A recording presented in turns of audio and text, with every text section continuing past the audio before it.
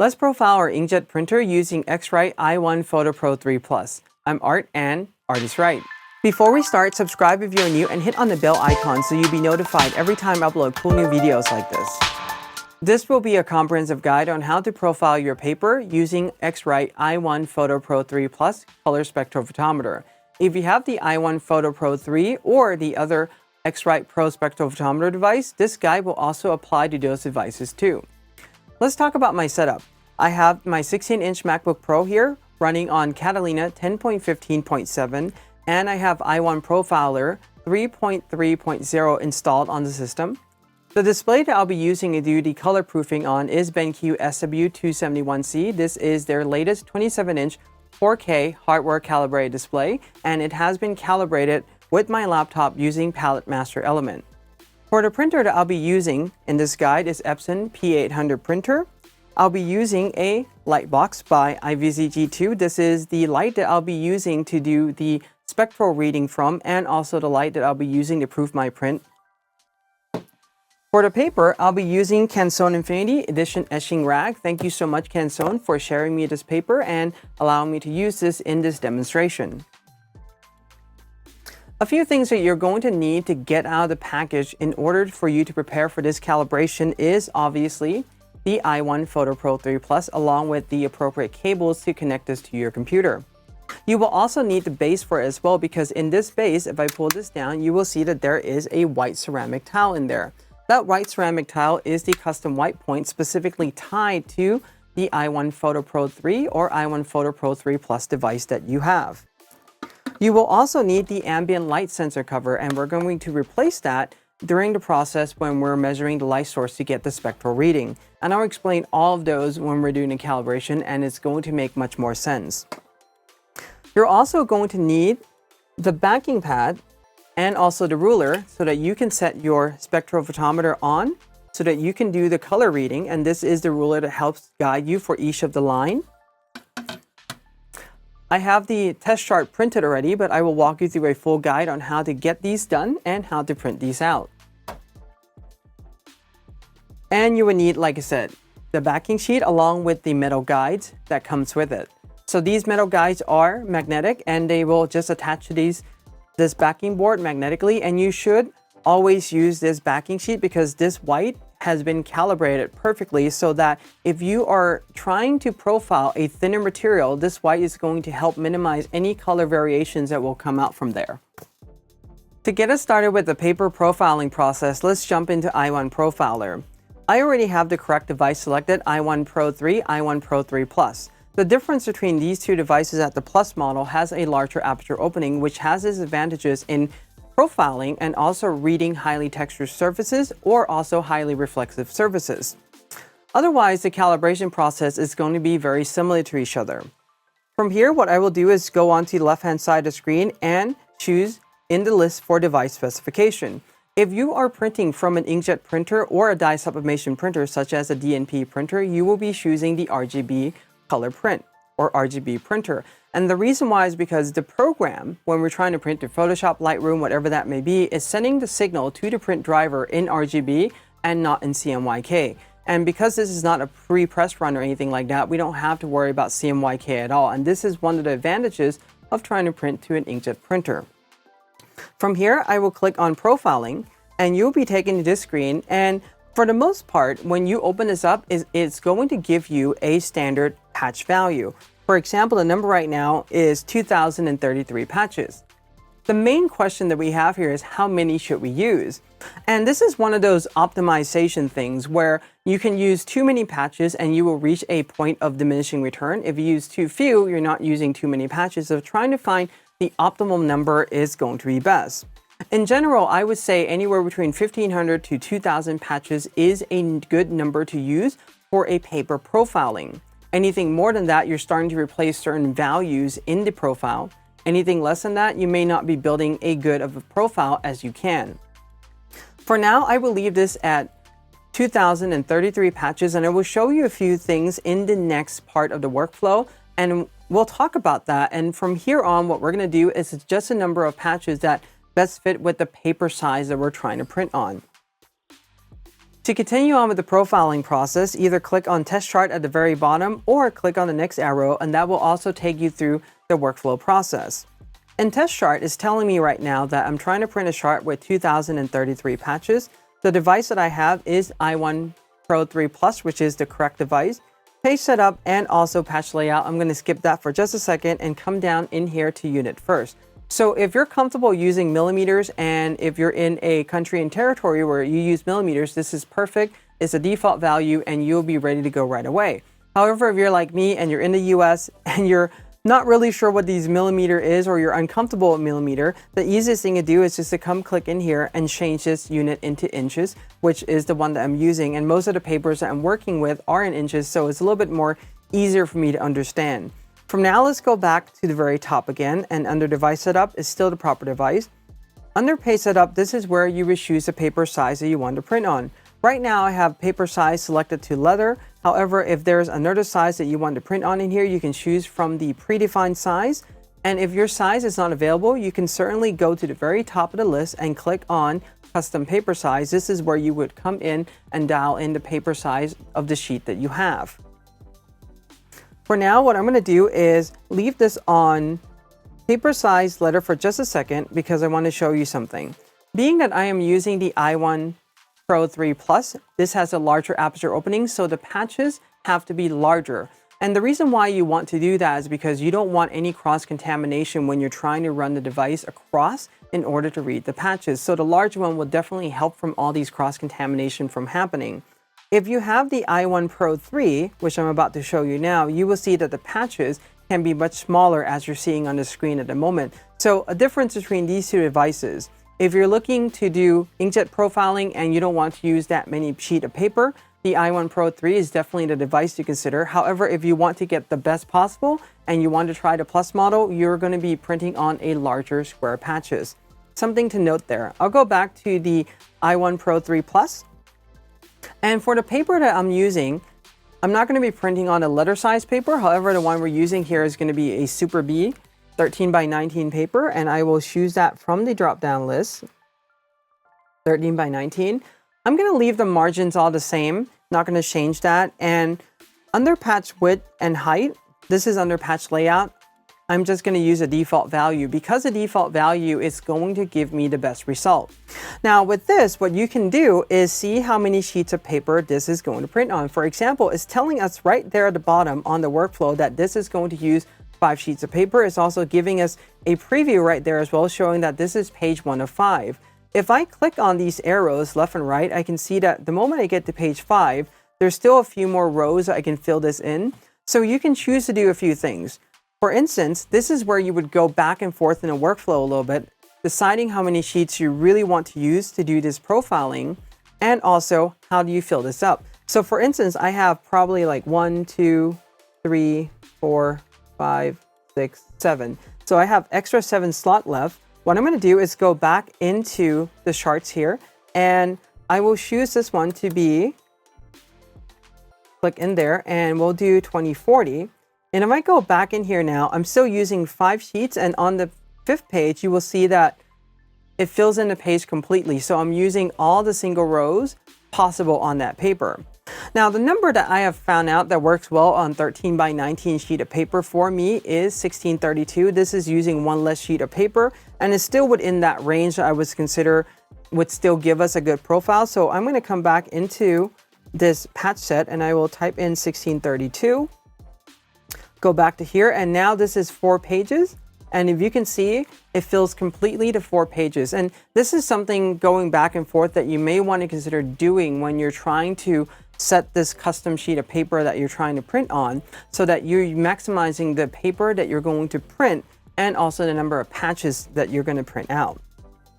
Let's go back to patch set one more time. If you have a good amount of patch set that you want to use, simply what you can do, rather than coming in here and typing in that value every single time, on the very top here, you will see load and save. You can simply click on save, which I'm about to do now, and you can just name this. For example, I have this chart 1632 patches, and I will also designate this as a 13 by 19 paper. So now that I know if I'm printing on 13 by 19, I can load this patch set every single time without having to go through my paper and see how many patch sets I use or go through my notes or anything. You can certainly save this, and this is going to save you a lot of time. So I'll do that. And now let's go back to test chart. So on this test chart, I have this paper selected 13 by 19. Everything is working well here. Again, this is one of those workflow process where you can come in and also save the page setup here. So for example, I have chart 1632 patches, and I will also type in 13 by 19. This way, if I'm trying to print and profile another Super B paper, I can simply come in next time, and I already have this one saved already, but I'll replace it.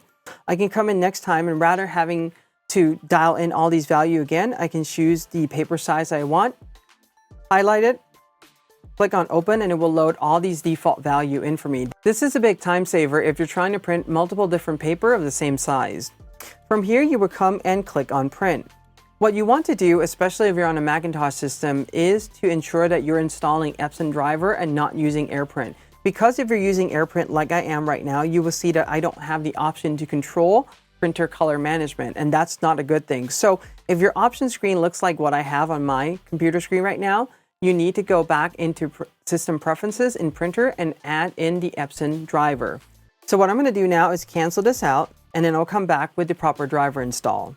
If you want to see a guide on how to install the proper Epson driver, I'll put a link to it up here. Alright, so I'm back with the proper Epson driver install on my Macintosh system. This would be less of a problem if you're on the PC side of things, so you may not have to worry about this quite as much. One more thing I want to mention too is that before you print, you need to run a nozzle check on your printer before. I already have run that nozzle check off camera, which is the reason why I'm not going to do it before I go through and proceed with the printing process. From here, you will click on print, and from the very top, you will choose the Epson P800. That's great.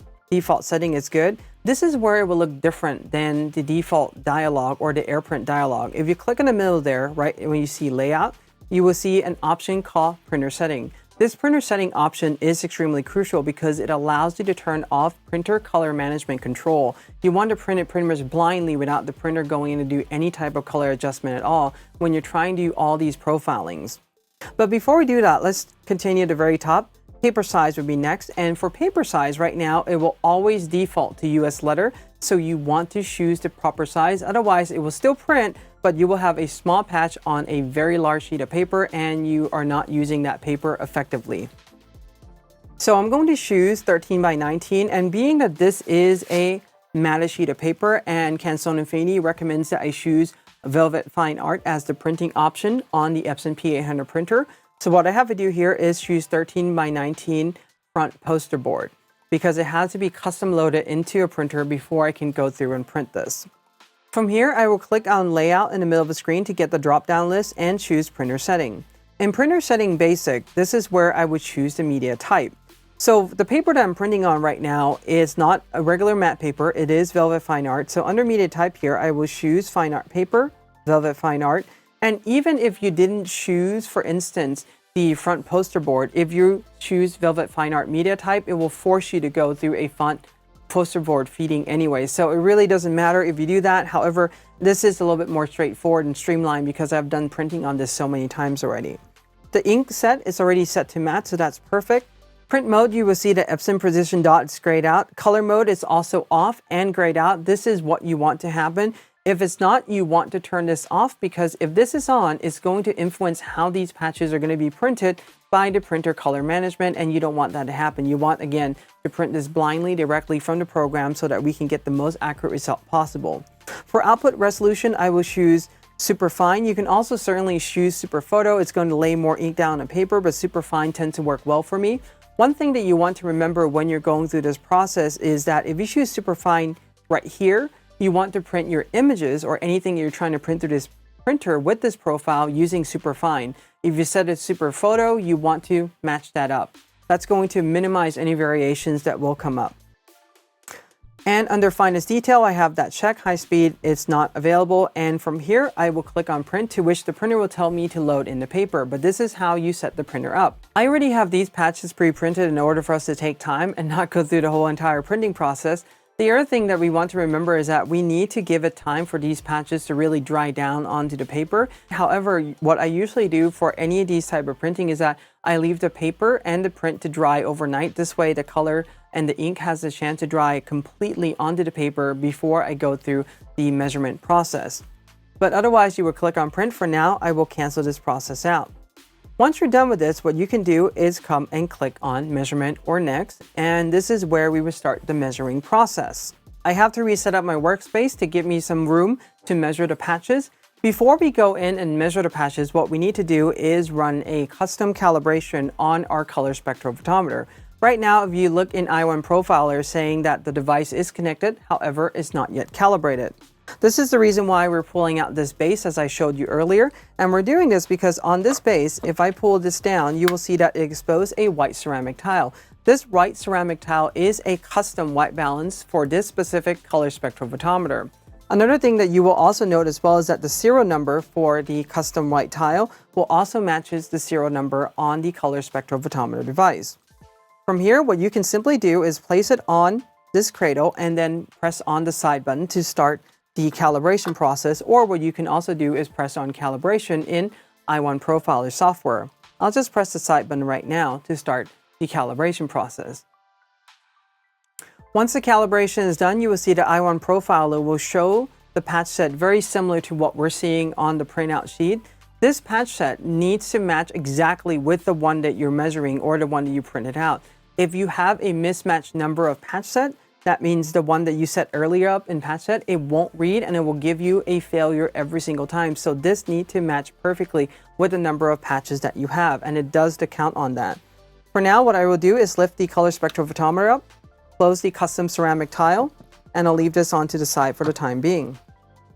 This is the custom profile sheet that I have, and there are 4 of them. I have left this to dry overnight, and this is generally what I do. However, if I need to produce a profile really quick, what I usually do is give it at least 15 minutes for the print to dry down or the ink to dry down on the paper. I will use a backing sheet and line up the print at the very top there. Take the ruler, line up at the top, and you will see that you can see the clear part. You will see the 2 dots on the side, and that's the way how you want it to be. Line up, and this is the guide that will lock into the color spectrophotometer and move it from side to side as you're doing the measurement. So what I will do now is take the color spectrophotometer, put it on just like so, and it will automatically snap in. It's not really like a lock or anything like that, but there are 2 grooves on the bottom here that will matches with the groove on this ruler. What you want to do is start the spectrophotometer on the white of the paper, not the white of this board, but the white of the paper itself, because every time it's doing that, it's also using the white of paper as the base point. From here, what you would simply do is hold down the side button and drag this across like so. You don't have to do it fast, you can do it fairly slowly. If you go too slow, sometimes it will give you an error. However, if you go too fast, as I'm about to show you now, and by the way, you can go either direction is perfectly fine, so you don't have to reset the device to the left side or the right side every single time. So what I'll do now is go super fast and I'll show you what the error looks like. As you can see right now on my screen, i1Profiler is saying that there's an error because it has an incomplete measurement. That's because we went too fast. So again, what we want to do is click, hold, and this will blank green at the very top. Slowly go through it. That's done. It will blink green again. This is the confirmation process, meaning that that row have measured completely. Move the ruler down. Again, do the same thing. Wait for it to blink green as you've seen a moment ago. Slide it across. Let go. It will blink green twice, confirming that the process is complete and that row is good. Let's do another fast one to show you what happens when it fails, because it will also blink red. So tap, blink green, that's good, and it will go off. Go super fast, let go, it will blink red twice. That's telling you that the measurement was not good. So hopefully this gives you some guide in measuring the process and how to use the device. What I'm going to do is continue on this process, and then once we're done with this, we are going to continue on with this profiling process. Now that I've finished reading all the patches, I'll go back into i1Profiler, and the first thing I'll do is click on Save. This way I save all of the measurement value that I have into what they call a measurement file. This is going to contain all the reading information for all the patches that I've just read a moment ago. This way I don't have to come back in and scan all these 4 pages again should I want to create a different profile for this specific type of paper. And there are reasons why you want to do that. So right now I have this name as EP800. This is for my Epson P800 printer. CI stands for Canson Infinity. That's the paper I'm using. I usually type in the whole paper name, edition etching rag. I specified a number of patches that I've used for this one, which is 1,632. And also at the very end there, you see that I have VEL-FA. That stands for Velvet Fine Art. That is the paper type that I choose when I print this paper out. I'll click on Save. I already have one there, so I will just simply replace it. And the next time that you come in, let's say you don't want to scan this again, you just want to create a slightly different profile. What you can simply do is click on Load and choose the measurement file that you want to use and click on Open. For now, we'll cancel that out. From here, what we'll simply do is go into printer information, and for printer information right now, I have it selected as RGB printer. If you have it on CMYK, you want to choose RGB printer because these are the inkjet and the die-sub printer we're using. If you click on that triangle, it gives you the option to choose a type of printer that you want to use. For the most part, leaving it at the default unspecified is going to work just fine. If you have a specific offset printer or something like that, this is where this list would come in extremely handy. But for now, I will leave it not specified default. Under paper information is going to show you the exact similar information. I'll click on the triangle to expand it out. Right now I'm using a matte paper, which is good, and I don't have the paper specified yet. However, I can, for instance, I can choose photo paper matte to specify the surface and also the type of paper that I'm using for this measurement. Once you're done dialing in these settings, click on Next or Lighting in the workflow. For lighting, this allows us to go in and choose the light source that we're going to illuminate our prints with. This is going to give us the spectral information and the lighting characteristic based on what that light source can and cannot produce. In general, we can choose some of the predefined ones that the program gives us. For instance, in ambient light, we can choose standard illuminance and we can choose D50, D55. You will see that the spectral information on the side of it is changing with every single source that I'm choosing. For example, I can choose A, I can choose F1, so on and so forth. And there are different ones that you can choose from based on the CIE illuminance. What you can also do is go into daylight temperature and dial in the value that you want. For example, right now this is set to 6,500 Kelvin. I can lower this down to, for instance, 5,000 Kelvin. You can see the graph changing right there. But one of the best advantages that the i1Pro devices have is the ability to measure the ambient light. And that's the best thing possible because, for instance, where would you use something like this? Let's say you're doing a high-end gallery show, and in this specific gallery, they have these specific light bulbs with specific color temperature they're using. What you can do is take your laptop and this color spectrophotometer device, go into the gallery, do a measurement of that light source to get the spectral reading of that, and then use that spectral reading to generate the profile. This way, you're always printing based on that lighting condition and the spectral information of the bulb they're using in the gallery. If you are going to do something like that, my recommendation is to have at least 1 or 2 bulbs in the studio so that when you print out your images or your artwork, you can then preview it side by side using the proper light source and also preview it on the screen at the same time. This is the part where we are going to use the ambient light cover. This is the part that I mentioned earlier that you want to bring out of your kit. When I open this up, you will see that it pretty much looks something like that. There is a lock and unlock at the very top there. I'm going to rotate this to unlock and pull it up. On the color spectrophotometer itself, you will see that right now, you're not going to remove this plate that's currently there. You're going to put this on top of it. So what I'm going to do now is line this to the unlock position as you see there and then rotate it into the lock position. This is now going to allow me to read the color spectral information, the light source that I want to use. What you can simply do is use the side button on the spectrophotometer again. I'll point this at the light source that I'm using to light me up in the studio right now. This is the Godox LED light and we'll do a measurement there. It's going to give me a result on the screen in just a moment. And this is pretty much the spectral reading for this light that I'm using. So for instance, if I want you guys to see a perfect print using these lights and my screen, this will be the spectral information that I would use. However, a lot of times what I do is I recommend people use these light source, the LED box, because If you have a professional setup, that's perfectly great. But if you don't, I think that these offer you a really good option because you can really go in and vary the color temperature of these and also the intensity of it. So right now I have this set to 6500 Kelvin at 75%. Let's see, let's do it at 75%. And what I'll simply do is hold it like this so that there's no contamination or minimize contamination. I'll tap on that. And this is going to give me the spectral reading for this light source. You see that there are some slight changes in the curve on the display right now in i1Profiler.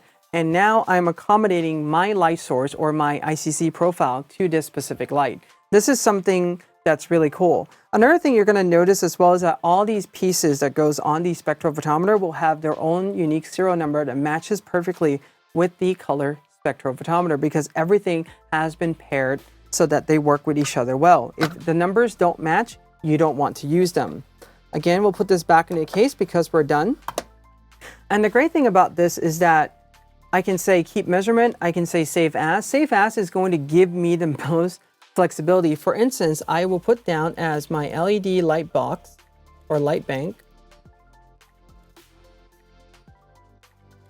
D65 at 75%. Click on OK, and now I have that saved. So now you see that I can go in and choose from the save measurement values, and I have a whole bunch of them already saved here, but this is the one that I have just created and is showing me the spectral readout. Now when I create a profile, it's going to take in this light source into accommodation, and that's something really cool about it.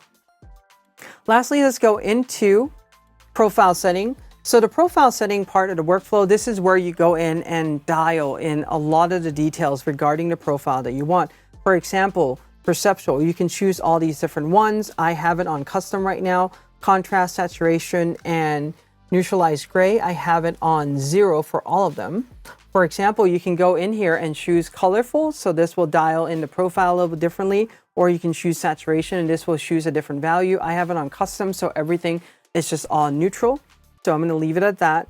And for the tables, you can use different set A to B, different set from B to A. You can choose different one. I generally leave this at the default value because this is going to give us a most generic baseline value that we can use. If you want to go in and fine tune these, that's definitely something you can do. But for the most part, I generally leave them the way how they are.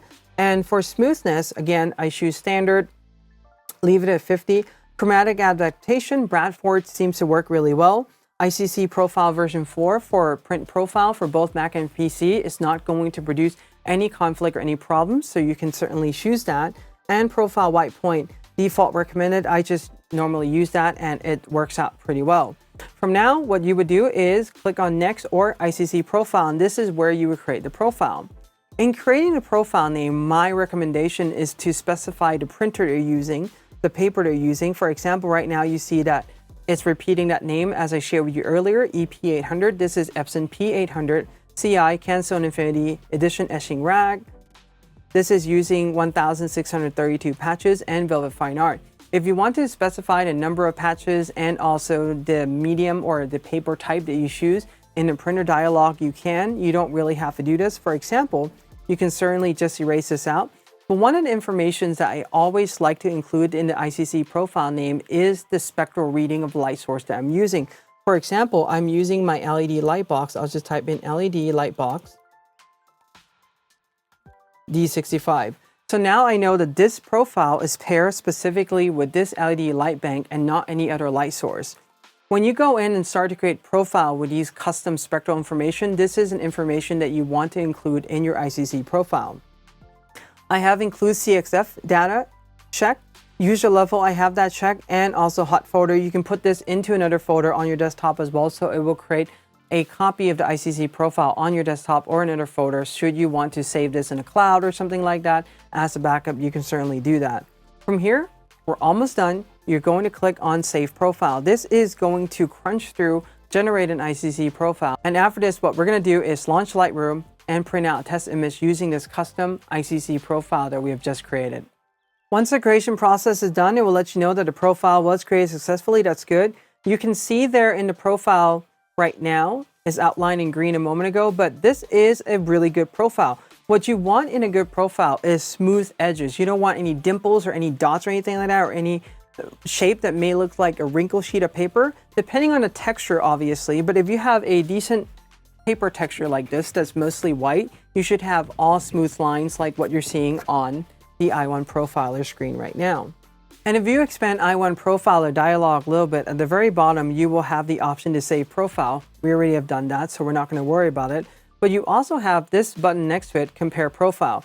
And because I already have profiled this paper, specifically edition etching rag, using a different light source, let's see how that looks. So I'm going to click on add, and this will give me a list of profiles I have on my system. I'm going to add this in.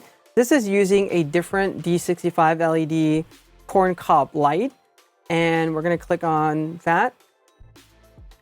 Press OK. So you can kind of see the profile overlapping is different based on different light source.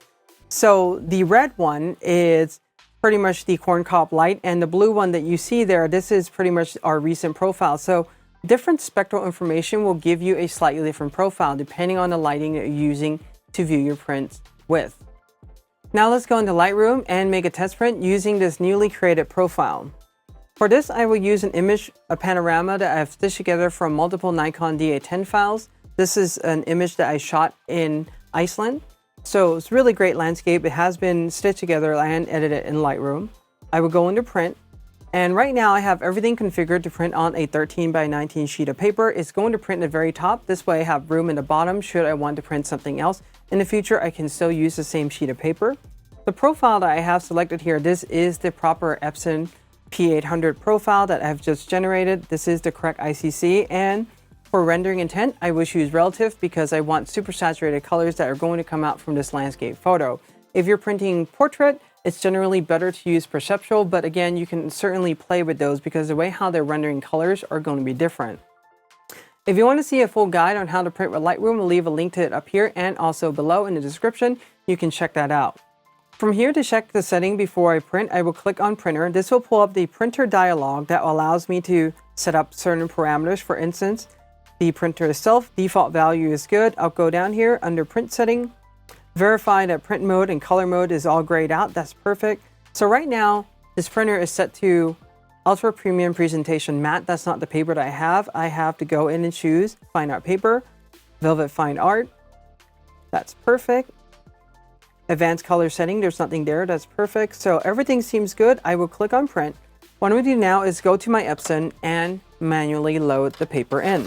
Once the loading is done, I would click on proceed with the print. It's going to print out, and then we'll come back and see how this final print results look like when we preview it under the proper lighting source and also compare to our BenQ display that has been custom calibrated. So the printing is finished, and what I have done is lower the intensity of this LED light bank so that it doesn't blow out this picture when I try to show it to you on camera.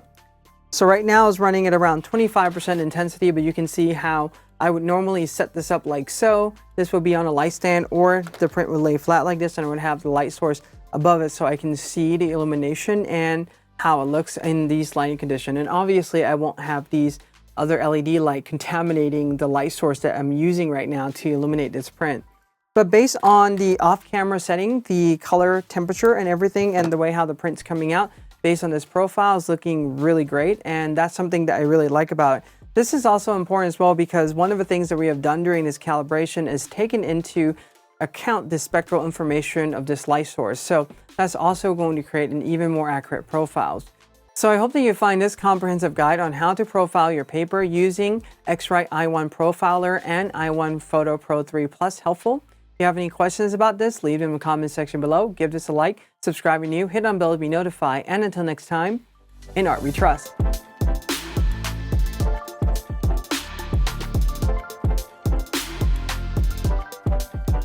Let's profile a printer using X-Rite i1Photo Pro 3 Plus. I'm Art, X-Rite.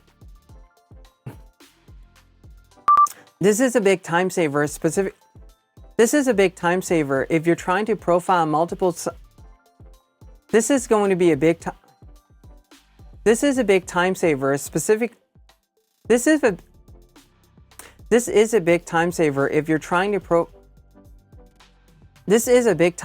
if you're profiling multiple type of paper with the same, is to click right there below into a file, into a measurement file. So for what I can, every light emits a spectral reading, spectral output that's different. We need to flip over the spectrophotometer, unlock this opening, and what we're simply going to do is line up the white arrow at the bottom there.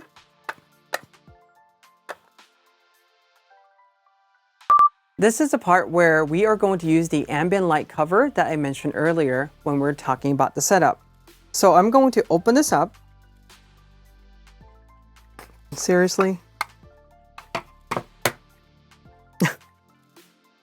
And I tend to use it a lot, so let's go and change this mode into white light, and we'll set this to D65.